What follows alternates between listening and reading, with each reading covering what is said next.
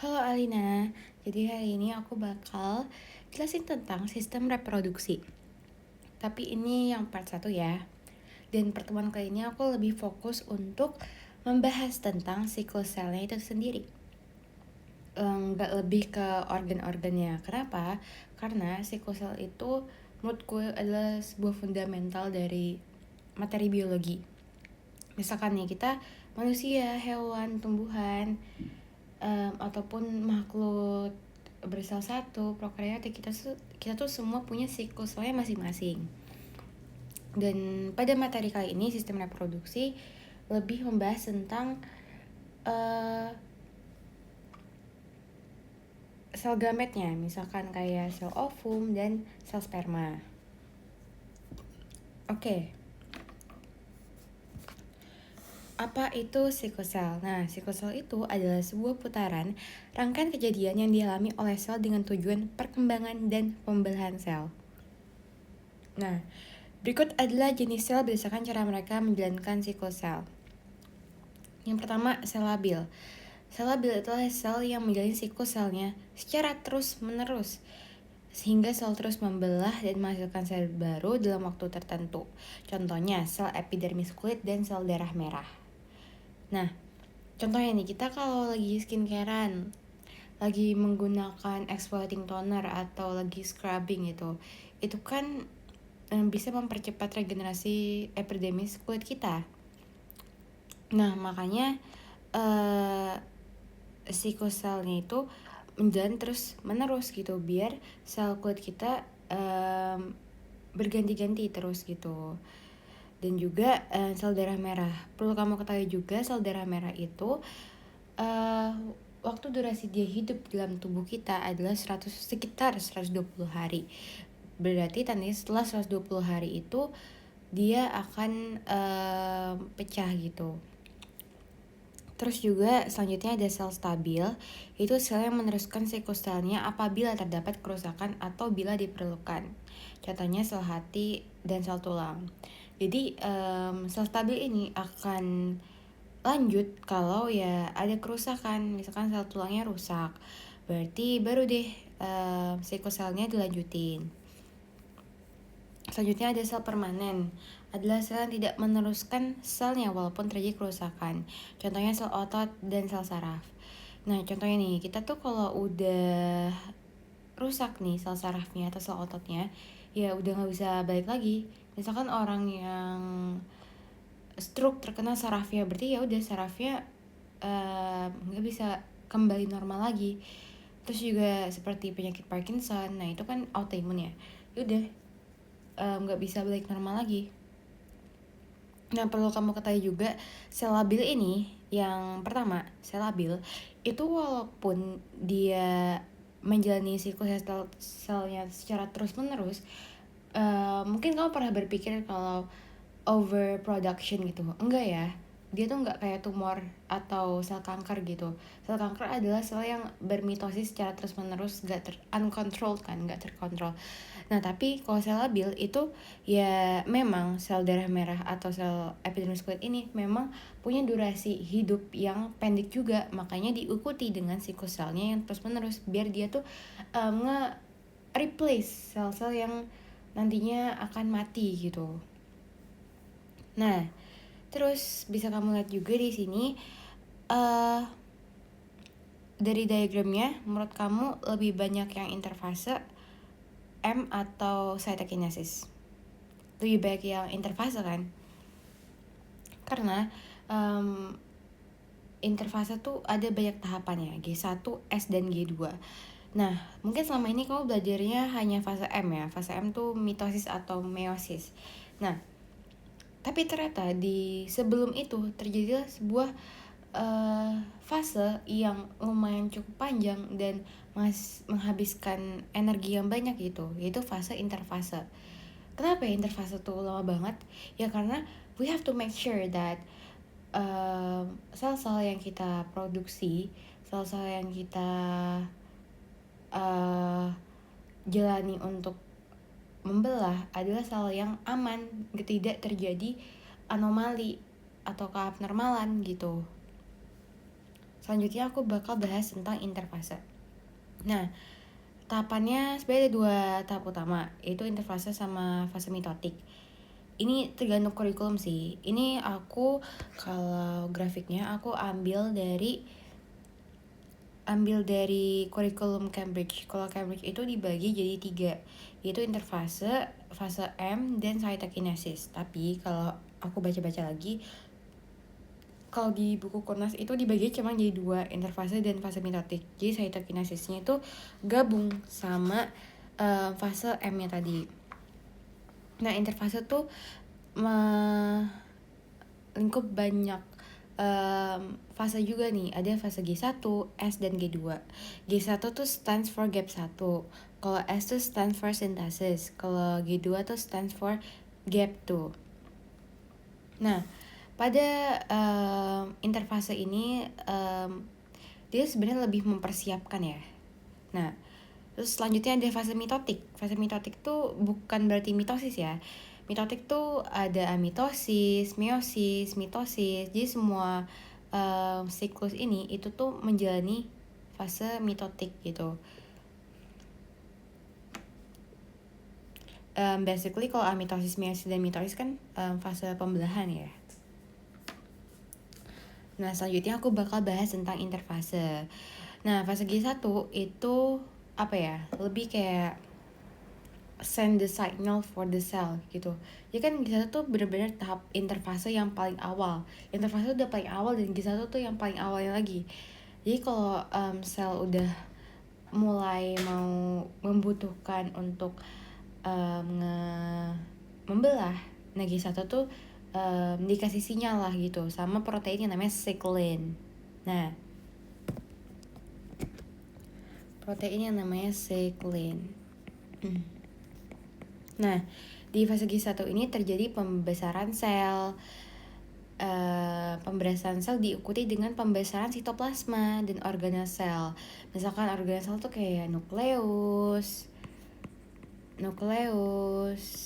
mitokondria,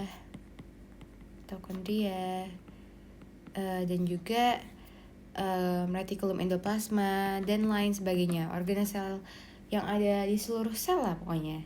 Nah, kalau sitoplasma itu adalah sebuah cairan yang menampung organel sel tersebut kayak gitu. Terus juga terjadi sintesis protein. Nah, kenapa sih protein itu harus disintesis, harus diperbanyak? Ya, karena kita kan butuh enzim ya. Nah, enzim itu terbuat dari protein. Dan protein itu terbentuk dari asam amino. Asam amino ini terbentuk dari mRNA. Dan mRNA ini terbentuk dari DNA. Nah, DNA emang udah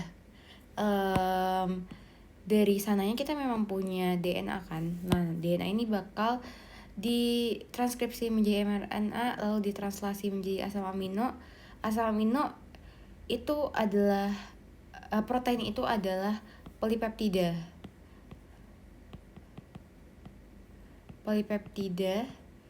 yang terbentuk dari asam amino tersebut. Nah, protein bakal jadi enzim. Enzim itu adalah katalisator atau percepat reaksi. Makanya kita tuh penting nih butuh enzim. Itu yang terbuat dari protein kayak gitu. Selanjutnya ada fase S. S itu stands for synthesis. Sintesis apa tuh? Yaitu sintesis DNA. Nah, kita tuh sebelum membelah kita tuh harus memperbanyak DNA kita agar DNA yang kita belah, yang ingin kita sel yang kita belah itu cukup DNA-nya. Nah, sintesis sama replikasi tuh sama ya, basically itu memperbanyak salinan gitu. Jadi yang ada awalnya 1 menjadi 2 salinan DNA. Lagi-lagi ada sintesis protein juga. Terus fase G2 atau fase gap 2 itu adalah persiapan sel untuk membelah. Jadi dia tuh lebih kayak ke recheck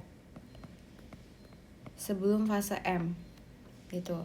Terus terjadi peningkatan sintesis protein. Jadi tadi kan di fase G1 udah sitoplasma dan organ sel tuh udah membesar kan. Nah di G1 dibesarin lagi gitu. Terus terjadi recheck sebelum fase M. Jadi di G2 ini kayak dipastiin lagi nih apakah DNA itu cukup, biar nanti di fase M itu udah tinggal membelah gitu, tidak terjadi anomali.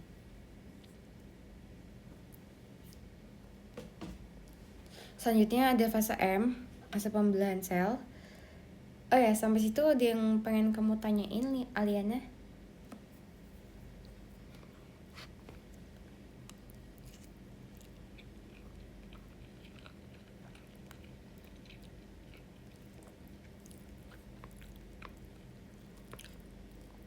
Selanjutnya, setelah interfase adalah fase M atau fase pembelahan sel. Sebelum aku masuk ke fase M, aku bakal jelasin tentang jenis-jenis fungsi pembelahan sel berdasarkan tipe organismenya. Jadi ada organisme uniseluler, uni. Berarti tanya dia bersel satu gitu. Terus biasanya uniseluler ini dia membelah untuk menghasilkan keturunan atau reproduksi. Terus kalau organisme multiseluler berarti banyak atau beragam sel.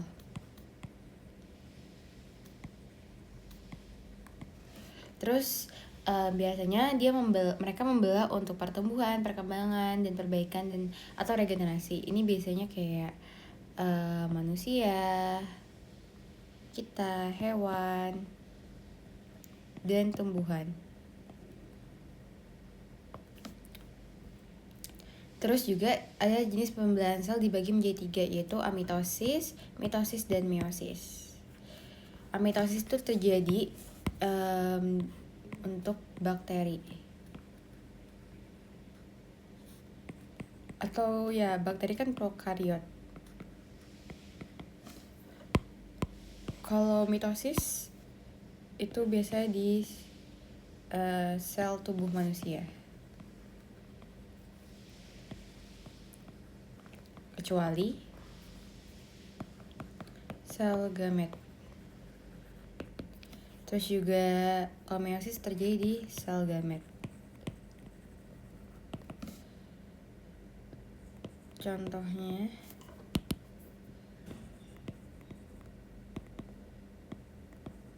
sel telur dan sel sperma.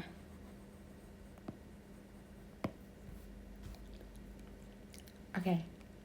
Selanjutnya sebelum aku membahas tentang fase M-nya tersebut, aku bakal jelasin tentang istilah-istilah yang kemungkinan aku sering pakai untuk menjelaskan tentang mitosis dan meiosis ini. Jadi basically DNA adalah rangkaian polinukleotida yang membawa materi genetik. Jadi ini tuh DNA. DNA ini tuh di sini-sininya itu adalah nukleotida. Nukleotida tuh adalah sebuah struktur yang pembawa gen. Jadi kan kalau kita punya gen tuh ya genetically dari kedua orang tua kita. Jadi kedua orang tua kita menurunkan gennya kepada kita. Jadi nggak heran ya kalau karakter fisik kita itu ada yang sama maupun ada yang nggak sama juga sama kayak orang tua kita. Terus juga DNA ini terpuntal-puntal menjadi sebuah protein, menjadi sebuah gabungan dengan protein yang namanya itu nukleosom. Lalu dipuntal-puntal lagi sampai membentuk sebuah kromatin. Lalu dipuntal-puntal lagi menjadi sebuah kromosom. Nah, kenapa sih DNA itu terpuntal-puntal? Karena DNA itu panjangnya kurang lebih 2 meter kalau dia nggak dipuntal-puntal. Sedangkan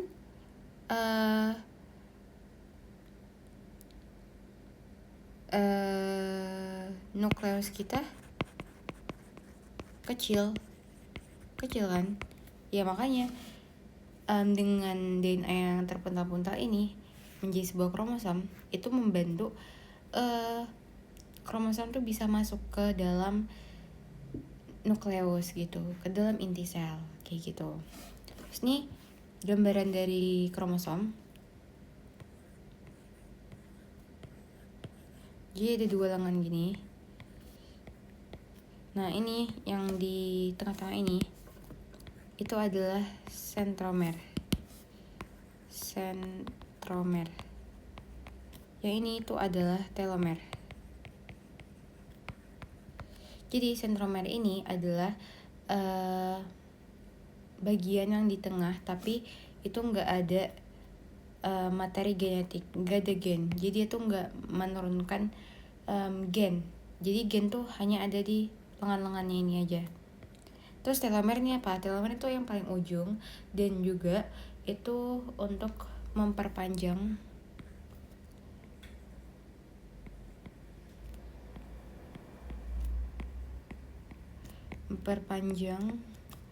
umur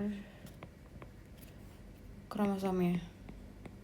Jadi misalkan nih, kita lihat orang yang udah tua, kita kalau semakin tua, telomernya makin memendek. Yaudah, kalau telomer makin memendek, kromosomnya juga ya memendek ya, karena kan telomer bagian dari kromosom kayak gitu. Jadi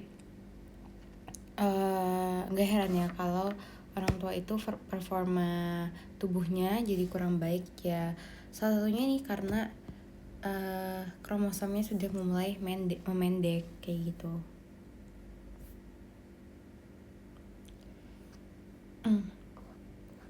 Terus udah aku jelasin tentang DNA, kromatin, dan kromosom. Nah, ini aku bakal jelasin tentang bedanya kromatid, kromosom homolog kayak gitu.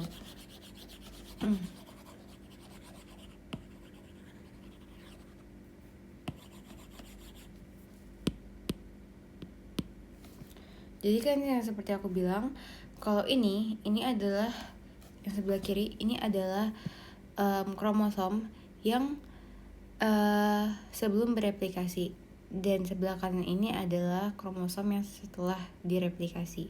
Kalau kita di fase S atau fase interfase, itu kan terjadi replikasi kromosom kan. Nah itu. Nah, kita lihat yang sebelum bereplikasi. Nah, kita coba kalau yang ungu itu dari ibu, kalau ungu itu ibu, kalau yang hijau itu dari ayah. Nah, ini kalau sebelum bereplikasi kita tuh punya 1 kromosom dan 1 kromatid. Tapi setelah bereplikasi kita punya 1 kromosom dan 2 kromatid. Tahu nggak perbedaannya apa? Di lengannya kan? Kayak gitu deh. Nah, di manusia juga, manusia punya 23 pasang kromosom yang tandanya 46, yang tandanya tuh totalnya tuh adalah 46 kromosom. Jadi 1 pasang dari ayah, 1 pasang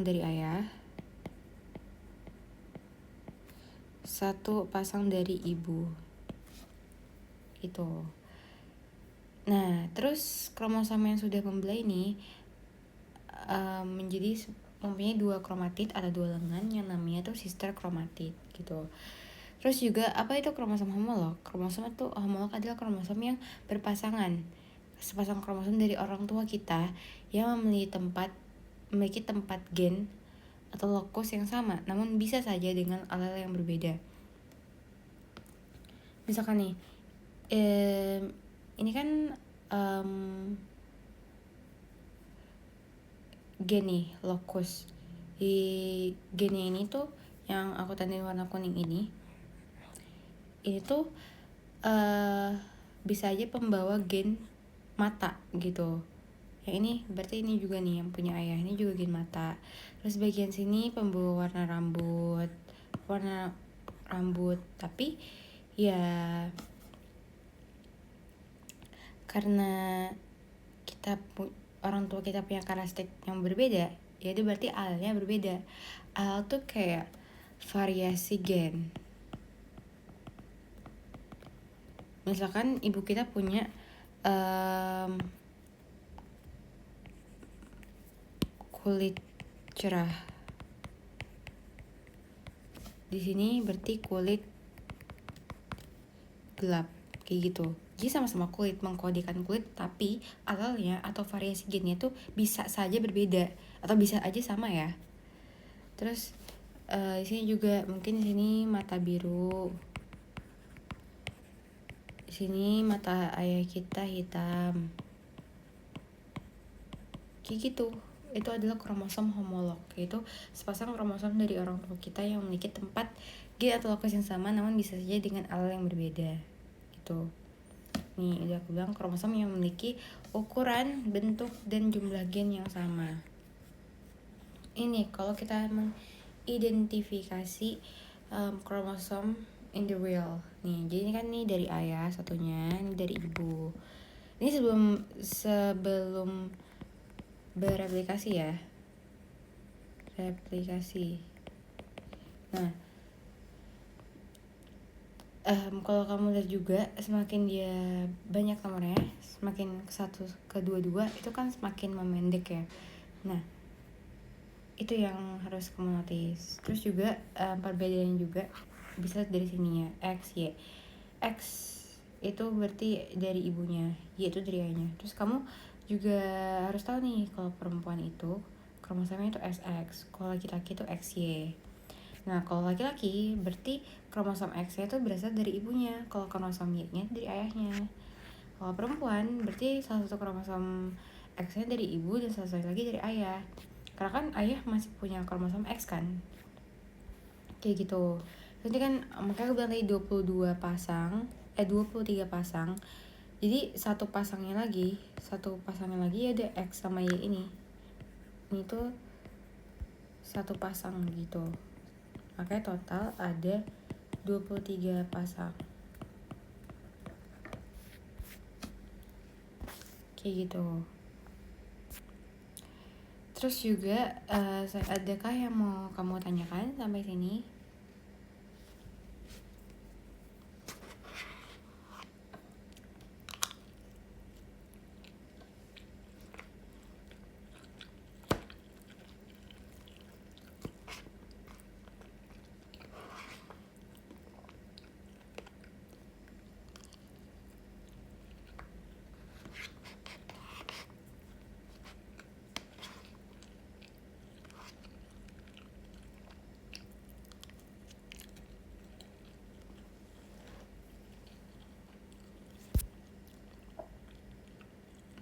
Oke.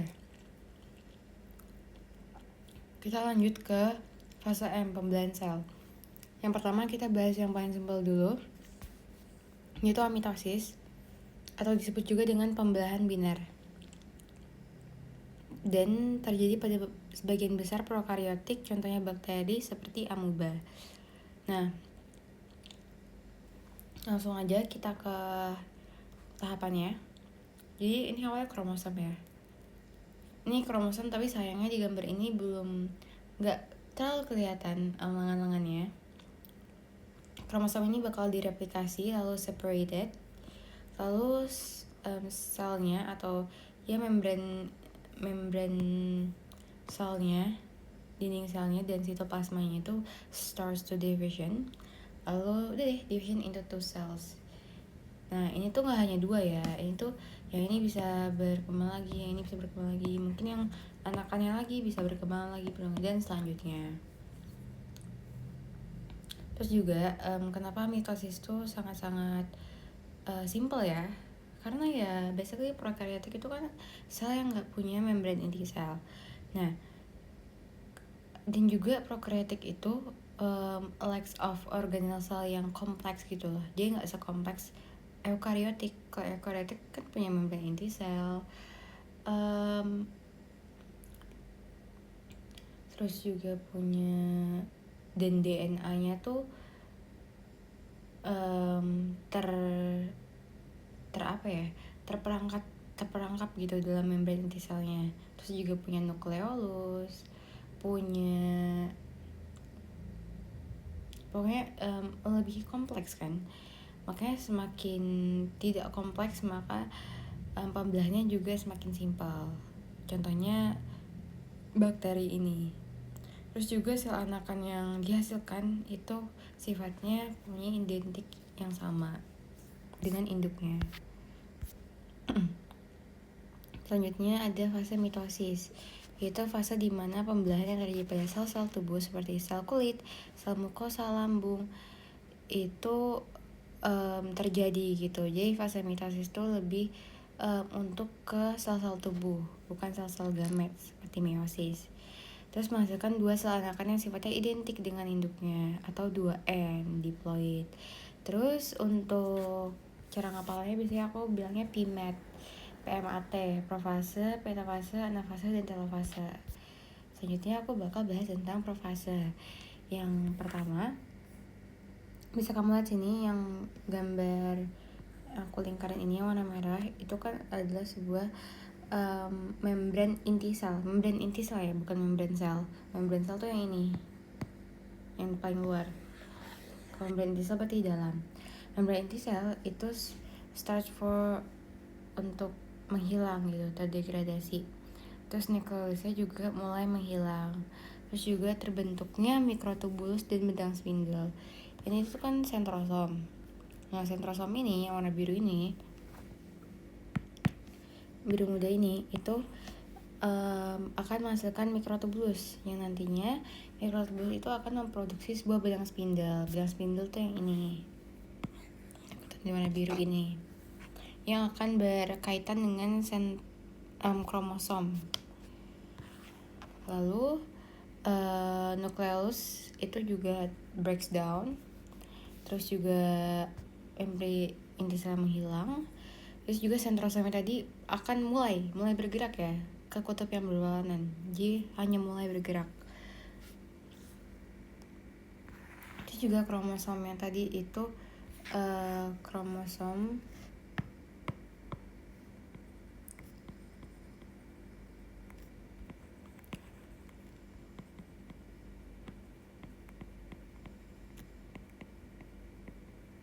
dipadatkan.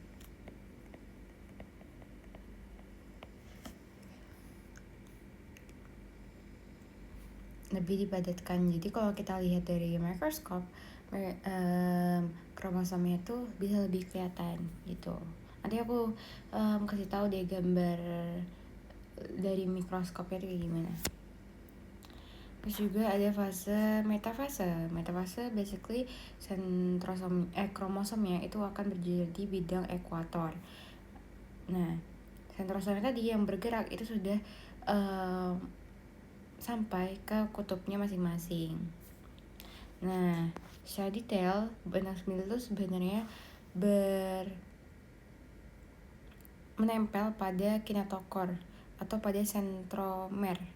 Jadi gini, ini kan yang merah ini sentromer kan. Nah, ini yang biru ini dan coklat itu adalah kinetokor.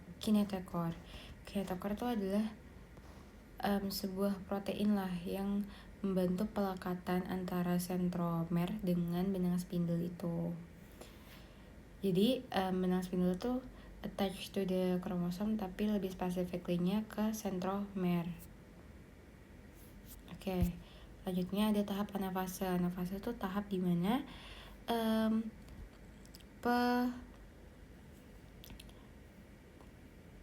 penarikan lengan-lengan kromosomnya tadi, penarikan kromatidnya ke kutub-kutub yang berbeda gitu.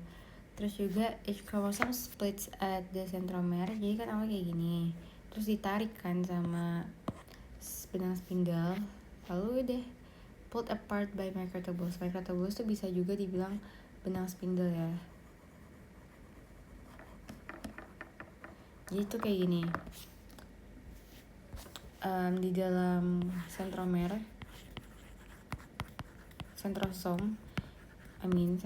tuh terdapat sebuah kayak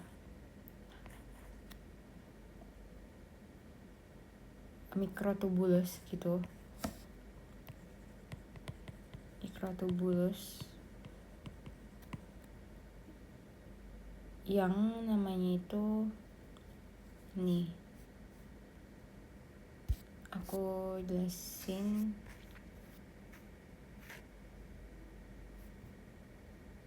Nih, sentrosom di dalamnya itu ada sentriol.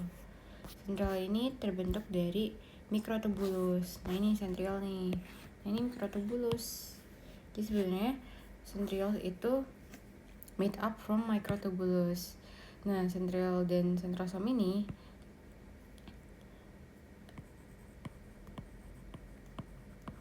mikrotubulus. Nah itu sentrosom ini atau mikrotubulus atau sentriol itu akan membuat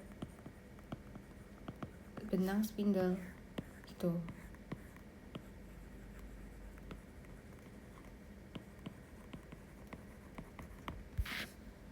Paham ya? Selanjutnya ada tahap telfase. Tahap telfase itu adalah tahap di mana kromosom atau kromatidnya itu sudah mencapai kutub-kutub yang seharusnya kayak gitu. Terus juga tadi yang awalnya kromatidnya tuh terkondensasi atau terpadatkan itu uncoil lagi, berbentuk serabut lagi atau disebutnya dekondensasi. Terus juga terjadi breaking down benang spindle. Terus juga nukleus nantinya ke bentuk lagi. Terus juga nuclear envelope atau membran inti sel. Membran inti sel akan terbentuk lagi.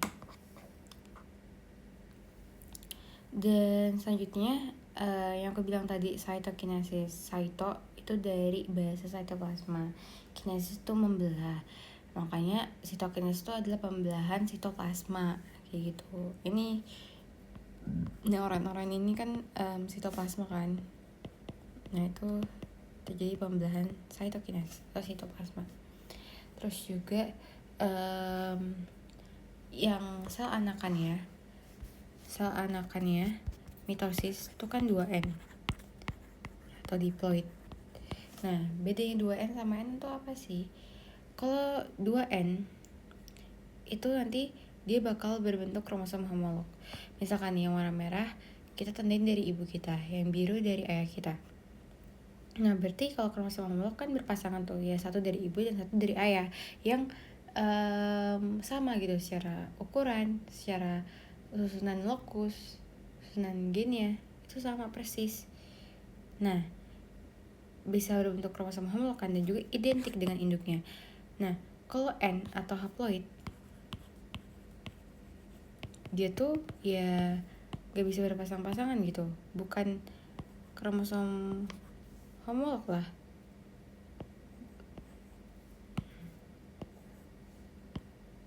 Karena kan nanti dia ada yang namanya crossing over, yang nantinya aku bakal jelasin kayak gitu.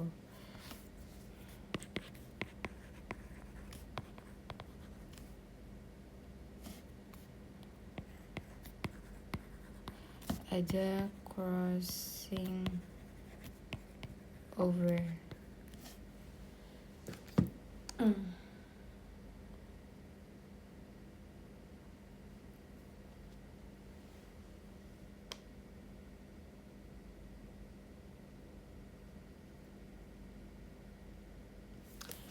Nah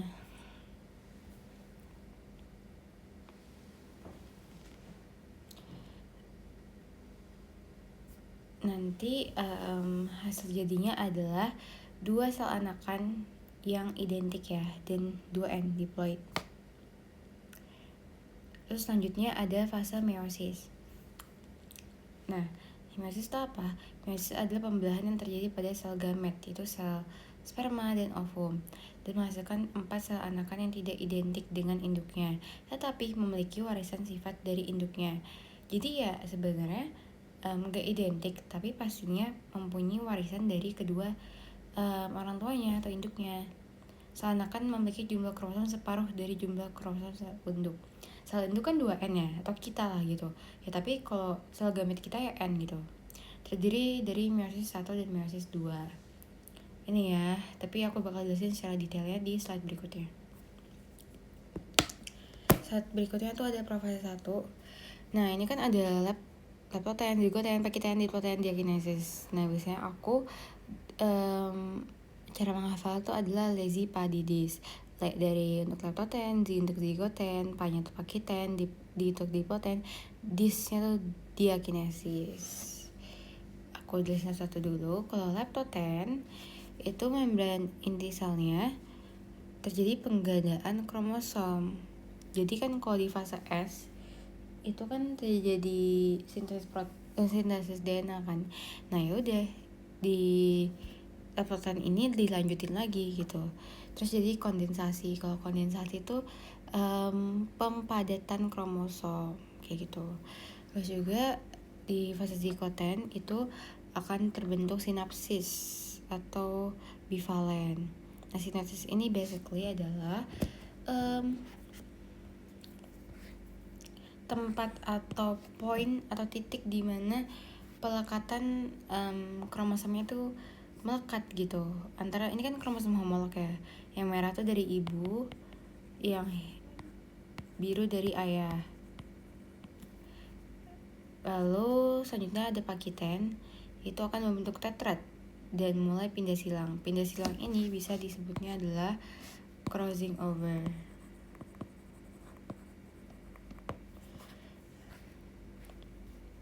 Nah, makanya deh aku bilang tadi kalau sel anakannya dari meiosis itu sebenarnya nggak identik tapi tetap mempunyai warisan dari kedua orang tuanya. Ya karena ini crossing over jadi bervariasi lah. Terus juga di tahap pakiten sinapsisnya sudah mulai terbentuk semua nih gitu. Tahu kan sinapsis itu yang warna ungu ini, itu sinapsis.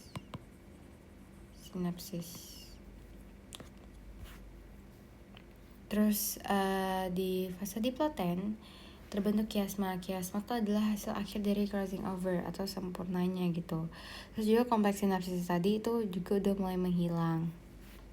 Terus di fase diakinesis si kedua kromosomnya tuh udah nggak nyatu dan permindahan kiasmanya atau crossing overnya tuh udah sempurna. Dan ini lebih untuk kepersiapan metafase 1 karena kan metafase 1 adalah sel fase berikutnya. Terus juga kalau kalau kamu lihat nih membran inti selnya itu juga mulai menghilang gitu. Karena kenapa sih membran inti sel itu menghilang? Karena membran inti sel itu kan membatasi pergerakan kromosomnya kan. Karena kan DNA atau kromosom itu sendiri terdapat di membran inti sel kan. Nah karena ada membran inti sel itu jadi nggak leluasa dong untuk pembelahan selnya. Makanya itu membran inti selnya tuh harus dihapuskan gitu. Terus juga bedanya sama mitosis, kalau meiosis ini profase satunya tuh harus berbentuk homologous pair kayak tadi, satu dari ibu satu dari ayah, harus berpasang-pasangan karena kan harus ada crossing over kan kayak gitu. Selanjutnya ada metafase 1 sama kayak mitosis, yaudah kromosomnya berjajar di bidang ekuator. Terus ini masih ini kan nih makanya berwarna-warni kan, dan itu random gitu. Jadi yang nggak harus di sini, nggak harus sini ya, tergantung dianya mau di mana, random pokoknya. Terus juga nerve 1 ya sama kayak mitosis, kromosom homolog bergerak ke kutub berlawanan. Terus dia reduksi kromosom. Kan dia awalnya kayak udah kromosomnya homolog, kromosomnya 2 ya harus tereduksi gitu, nanti kan bakal jadi di sel yang berbeda kan. Sayangnya ya mereka harus berpisah kayak gitu. Terus juga terjadi telofase 1 dan membran inti terbentuk kembali menjadi sitokinesis. Sitokinesis itu pembelahan sitoplasma ya. Terus pembelah menjadi 2 dengan kromosom haploid. Terus ini masih dalam bentuk satu kromosom dengan 2 kromatid ya. Dan saya termasuk tahap interkinesis atau persiapan untuk meiosis 2.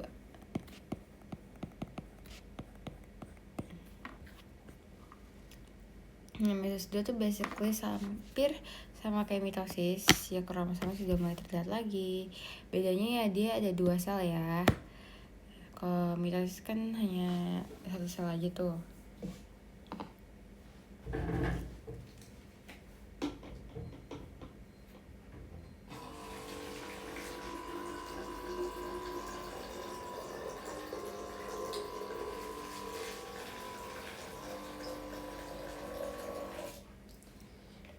Nah, kromosomnya sudah mulai terkondensasi lagi, sudah mulai terlihat lagi.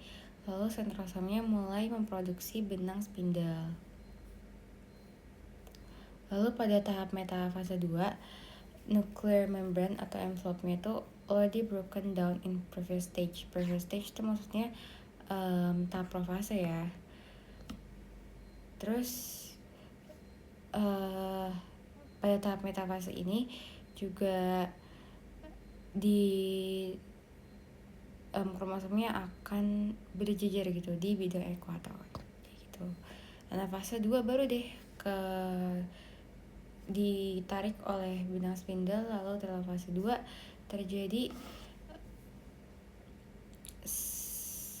sitokinesis kayak gitu.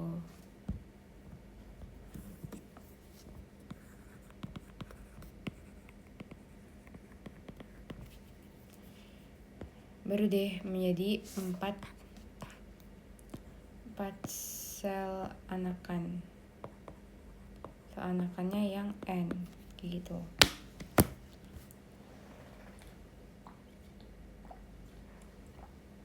Bisa kamu catat dulu.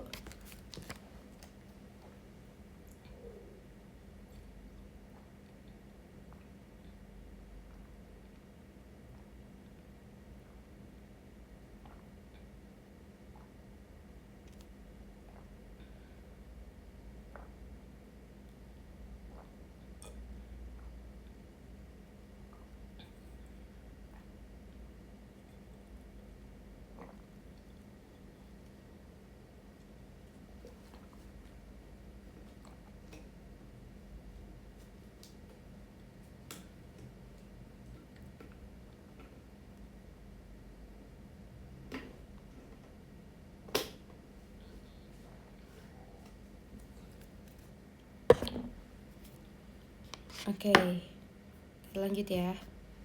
Nah ini nih, tadi meiosis 1, sebelum meiosis 1 kan kita sel parenting ya. Sel parentingnya 2N. Ya dia akan masukkan tuh haploid tetrasel, baru 4 haploid tetrasel. Nah ingat ya, haploid dan diploid itu berbeda.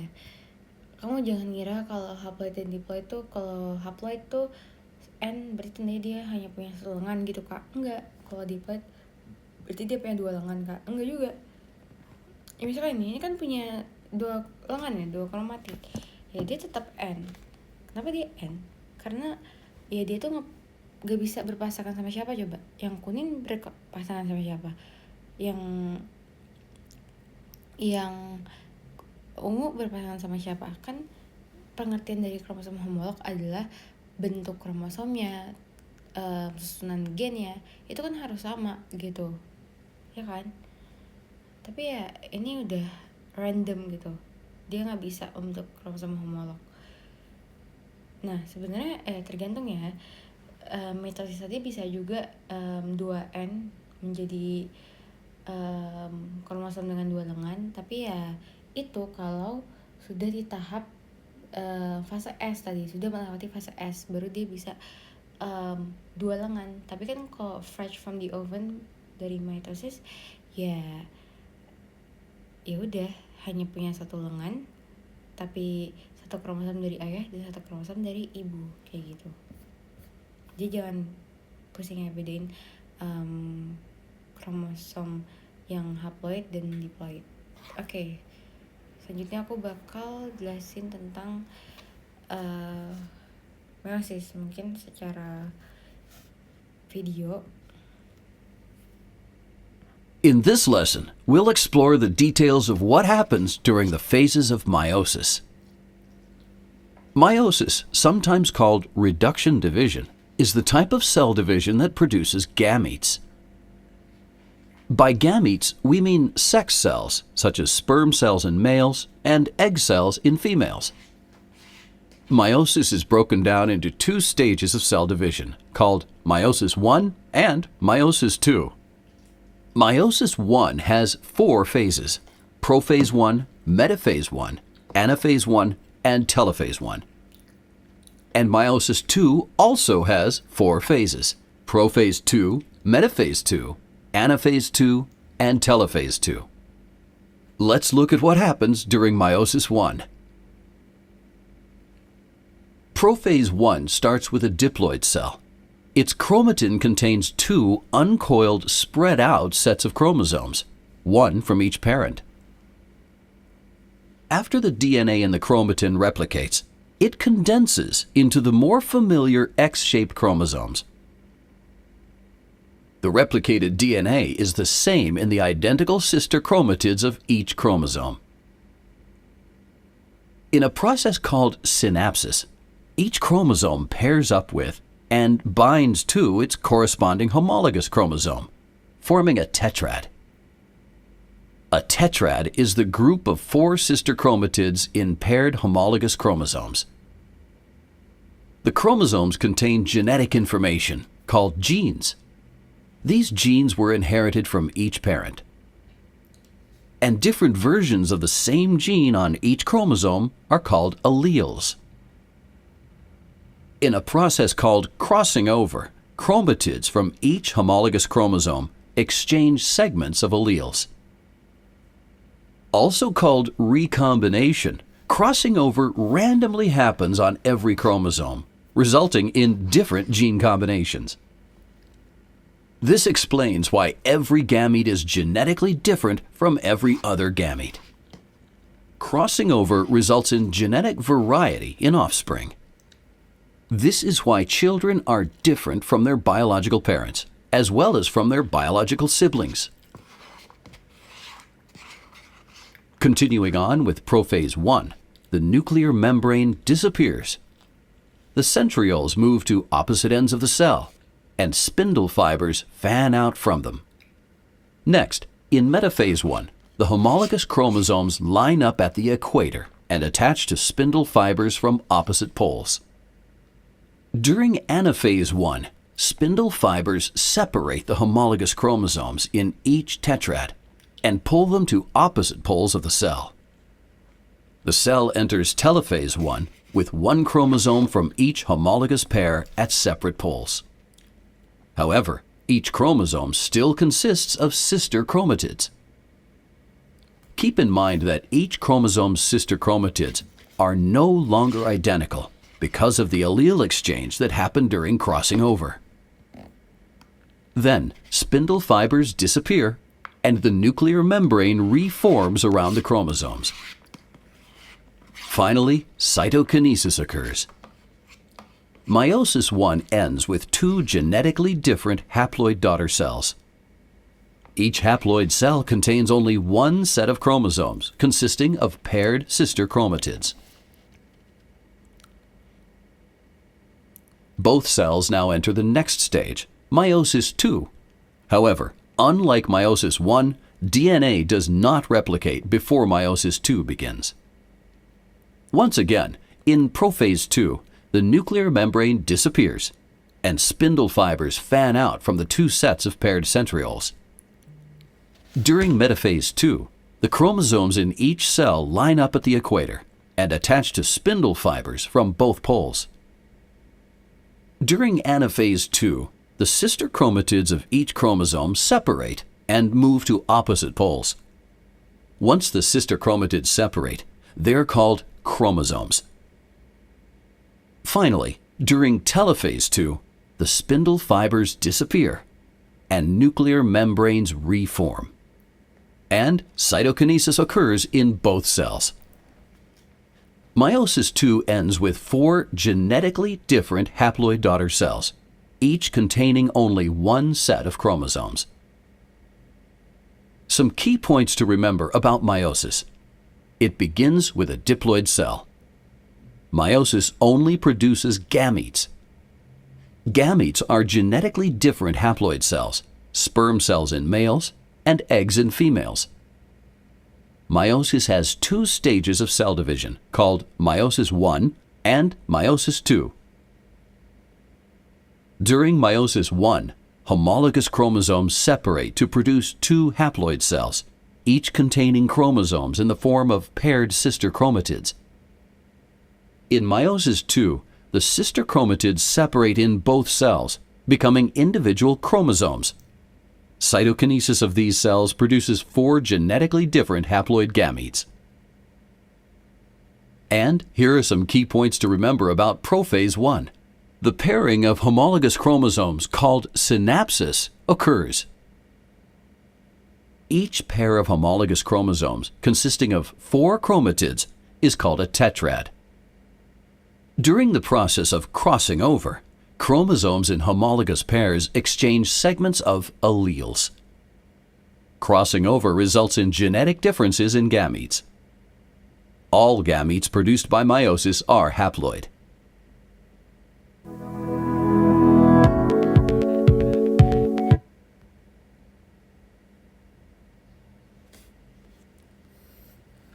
Oke, itu ya bahasan tentang meiosis. Jadi kamu bisa lebih tahu tentang meiosis itu.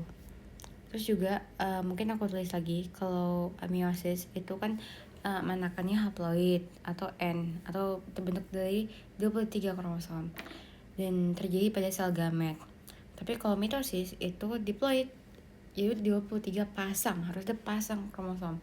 Karena kan 23 dari satu pasang dari ibu dan satu pasang lagi dari ayahnya. Jadi total itu ada 46 kromosom. Nah, kenapa sih kalau meiosis itu, kamu wonder nggak kenapa meiosis itu haploid? Kenapa nggak sama kayak diploid? Kenapa nggak sama kayak mitosis gitu, diploid kan? Nah, karena kita tuh kalau ya mau membentuk janin gitu, ya bertemu sperma dan sel telur kan, itu sel sperma kan dari fase meiosis juga kan, nah sel telur juga dari meiosis kan. Nah itu mereka N karena kan udah anakannya. Ya dia 23 kromosom antara akan membuat sebuah janin yang terbentuklah sebuah manusia gitu, yaitu 46 kromosom atau 23 pasang kromosom kayak gitu. Oke, paham ya? Nah, aku bakal jelasin juga tentang checkpoints. Kalau checkpoint ini lebih kayak ke berfungsi untuk menilai apakah sel tersebut itu sudah siap untuk masuk ke fase berikutnya, dan hal-hal nilai berupa kelengkapan tersebut agar fase berikutnya tuh lebih fase yang berikutnya tuh terjalani secara aman gitu. Yang pertama ada G1S checkpoint. Jadi kita di fase G1, ini kan di antara G1 dan S ya. Di G1 yang kita buat apa? Pembesaran sel dan organel selnya kan, dan sitoplasmanya, dan juga sintesis protein. Nah, di checkpointnya dicek lagi nih, dan apakah pembesarannya itu sudah cukup untuk melakukan pembelahan, dan apakah sintesis proteinnya itu sudah cukup untuk diproduksi untuk membantu reaksi-reaksinya yang akan terjadi. Terus juga makanya nih di sini dibilang pass sufficient number of organelles. Jadi organelles yang dibentuk atau yang diperbesar itu cukup gitu. Terus growth factor activation. Growth factors itu pertumbuhan ya kan. Kalau kita berkembang nih kan, kita bermitosis ya, sel-sel tubuhnya. Nah itu butuh growth factors gitu, atau yang memulai sebuah reaksinya gitu, biar reaksinya tuh mulai. Terus juga nih fail kan. Kenapa fail? Dia tuh nggak bisa lolos ke checkpoint karena apa? Presence of TGF beta proliferation inhibitor. Ya pokoknya TGF beta itu adalah protein. Nah Inhibitor tuh penghambat protein. Sedangkan kita kan butuh protein itu kan untuk menjalani sebuah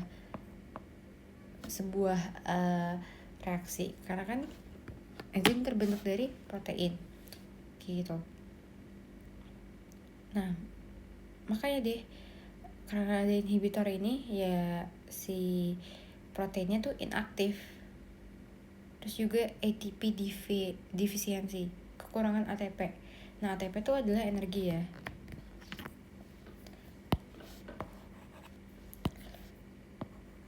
Aku tulis ulang deh, penghambat protein.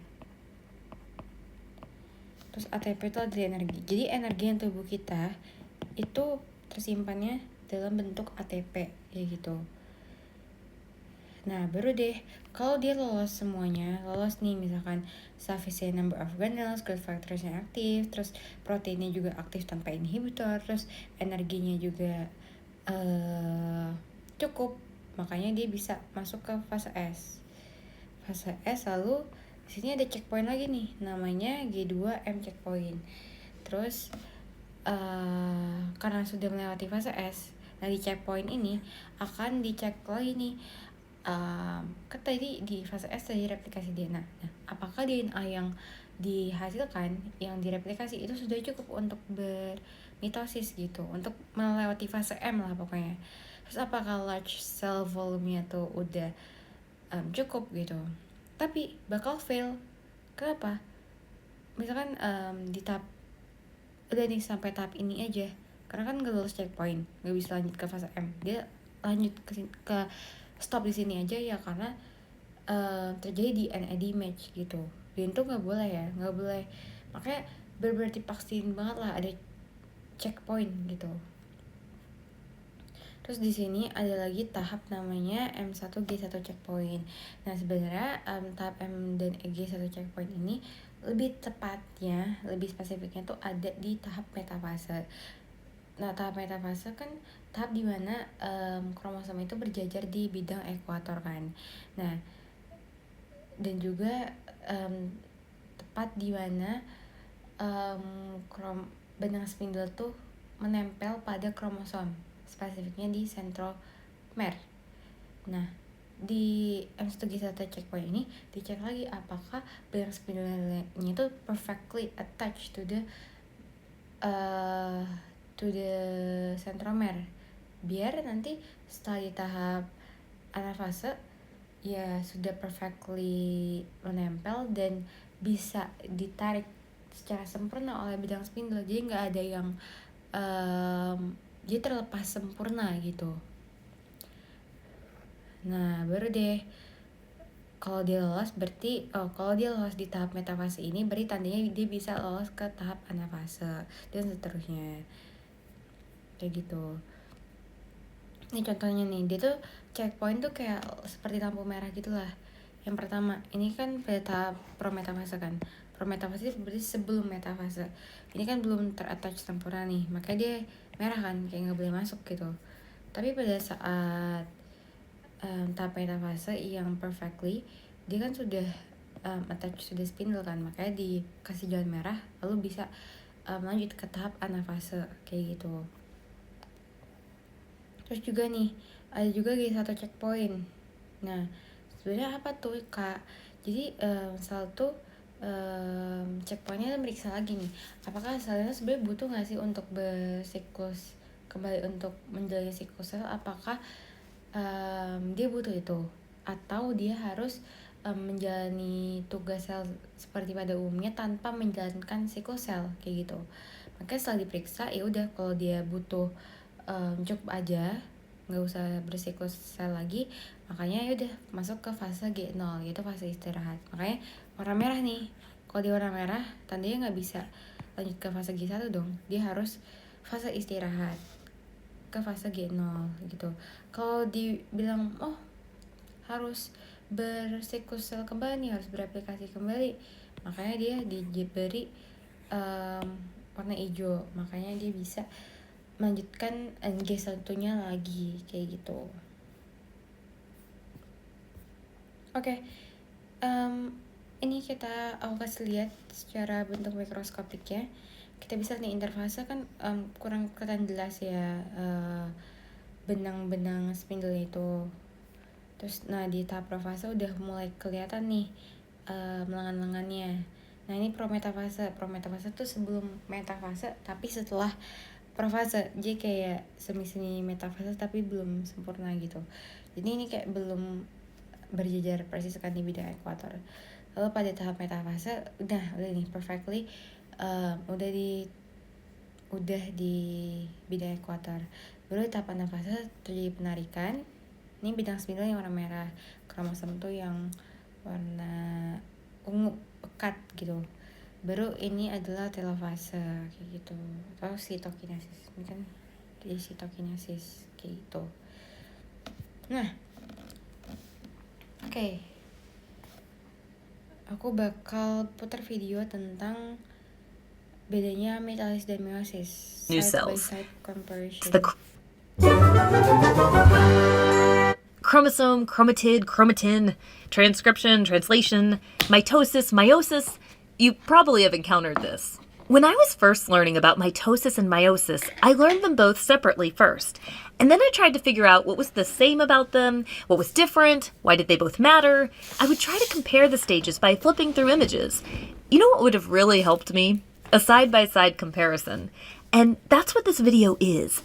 We assume you already have a background of mitosis and meiosis. If not, take a look at our videos on them. But this video is a side-by-side comparison, presented in a split screen. Mitosis on the left, meiosis on the right. Both of these processes, along with the cytokinesis that follows them to split the cytoplasm, are involved in making new cells. Mitosis results in body cells. Meiosis results in sperm and egg cells, otherwise known as the fancy term gametes. Before we start mitosis and meiosis, let's look at what you start with.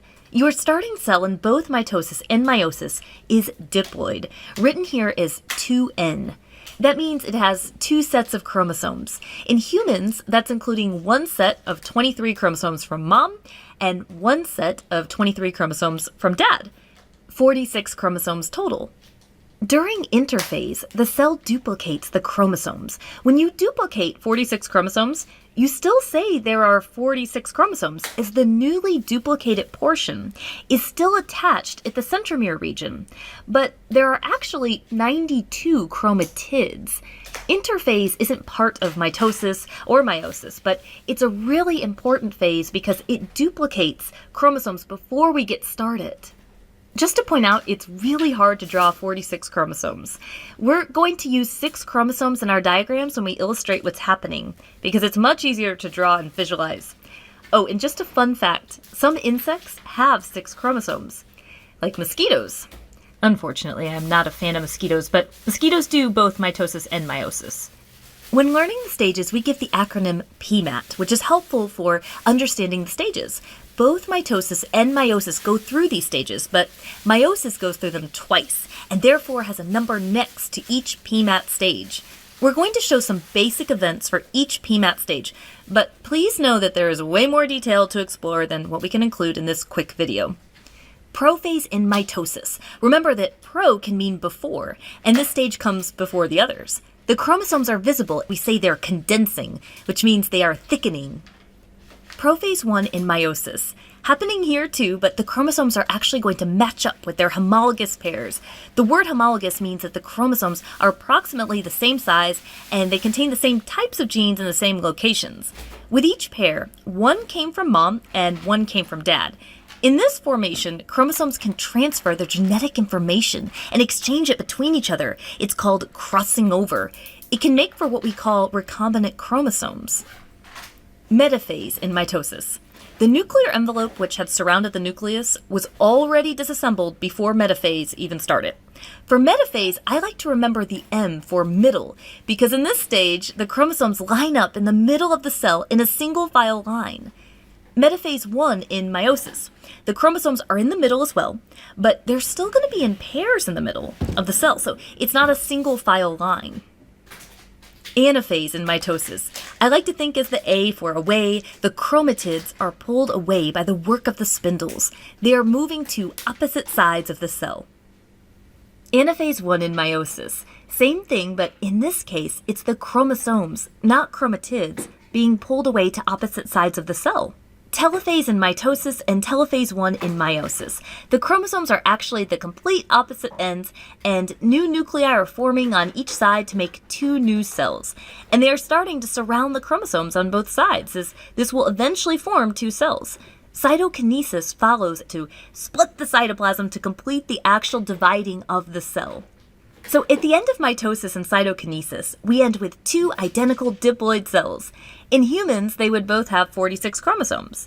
This is great for organism growth. Growing requires making more cells, after all, or replacing damaged cells. On to meiosis 2. Prophase 2. Chromosomes are condensing in both cells. It's not going to be as eventful as it was in prophase 1 because they're not going to have homologous pairs and crossing over. Metaphase 2. M for middle, but this time the chromosomes are in a single file line, similar to how metaphase looked in mitosis. Anaphase 2. Think A for away. This time, though, it's actually the chromatids that are getting pulled away. Telophase 2. Chromosomes are at the complete opposite ends, and new nuclei are forming on each side to make these new cells. Cytokinesis will follow meiosis 2 to completely split the cytoplasm. We are now finished with meiosis, and we end with 4 non-identical cells. Gametes. Males make sperm cells in meiosis, and females make egg cells in meiosis. These gametes are haploid, meaning they have half the number of chromosomes as the original starting cell. In the case of humans, the resulting cells would each have 23 chromosomes. By the way, when a sperm and egg cell combine, it results into a diploid cell, a fertilized egg, otherwise known as a zygote, which will then start a series of divisions using mitosis to give rise to a brand new organism. Well, that's it for the Amoeba Sisters, and we remind you to stay curious. Nah, udah deh.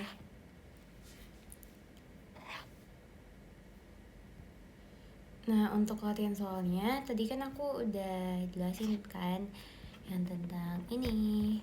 Kita sampai nomor 11 kan. Nah, nanti kamu bisa lanjutin untuk ke nomor 30-nya. 31 sampai 35. Oke, makasih Aliana. See you on the next meeting.